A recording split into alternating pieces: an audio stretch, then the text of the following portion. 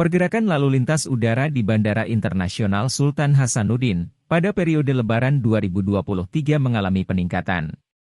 Dari data trafik lalu lintas udara, tercatat pergerakan penumpang di Bandara Internasional Sultan Hasanuddin pada periode Lebaran Idul Fitri, mulai 14 April sampai dengan 2 Mei 2023 mencapai 568.230 penumpang.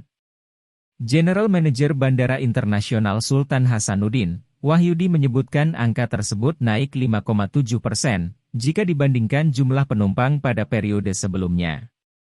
Tak hanya penumpang, pergerakan pesawat pada periode Lebaran kali ini juga mengalami peningkatan, namun tak begitu signifikan, hanya 0,78%.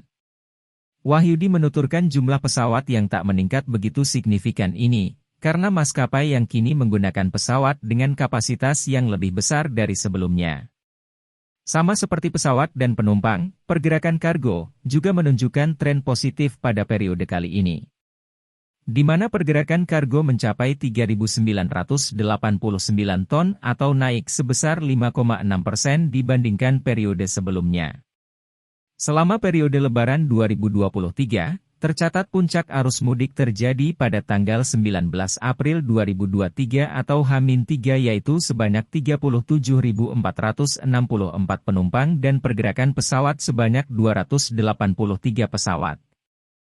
Untuk kargo, tercatat pergerakan terbanyak adalah saat tanggal 15 April 2023 atau H-7 yaitu sebanyak 353 ton yang keluar masuk Bandara Sultan Hasanuddin.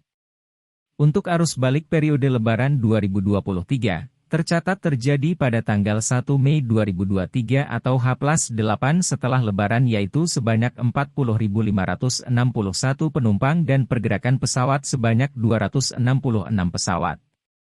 Untuk kargo, pergerakan terbanyak terjadi pada tanggal 28 April 2023 atau H+8 sebanyak 264 ton. Bandara tujuan dan kedatangan terbanyak di Bandara Internasional Sultan Hasanuddin adalah Bandara Soekarno-Hatta Banten dengan 130.324 penumpang, Bandara Juanda Surabaya, 85.640 penumpang, dan Bandara Haluoleo Kendari dengan jumlah 41.053 penumpang. Selama periode Lebaran 2023, sebanyak 174 penerbangan ekstra terrealisasi, untuk membantu mengakomodir kebutuhan masyarakat yang mudik. Pergerakan penumpang, alhamdulillah terjadi peningkatan ya. Tadi yang saya sampaikan, prediksi kita semuanya melampaui dan yang tadinya kita prediksi untuk kedatangan ya H-3 itu jumlah penumpang sekitar 35.000 ternyata 37.000. Untuk kepulangannya kita prediksi sekitar 37 ternyata 40.500. Ini menandakan bahwa animo masyarakat menggunakan transportasi udara ini masih cukup tinggi. Mungkin salah satunya tadi yang saya sampaikan, selama 3 tahun ini kan mereka tidak melaksanakan mudik secara enak, nyaman. Nah, tahun ini merasakan mudik dengan nyaman tanpa ada pembatasan yang terlalu ketat.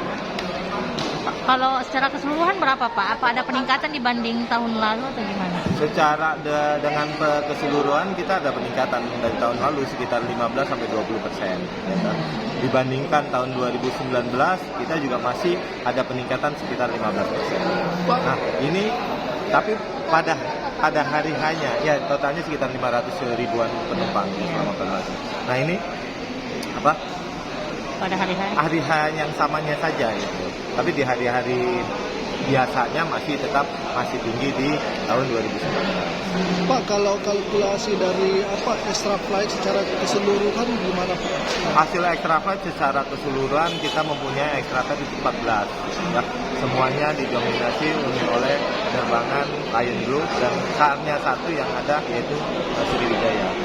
Nah, yang perlu kami sampaikan walaupun jumlah pesawat yang beroperasi lebih rendah dibandingkan tahun 2019, tapi jumlah penumpang cukup tinggi.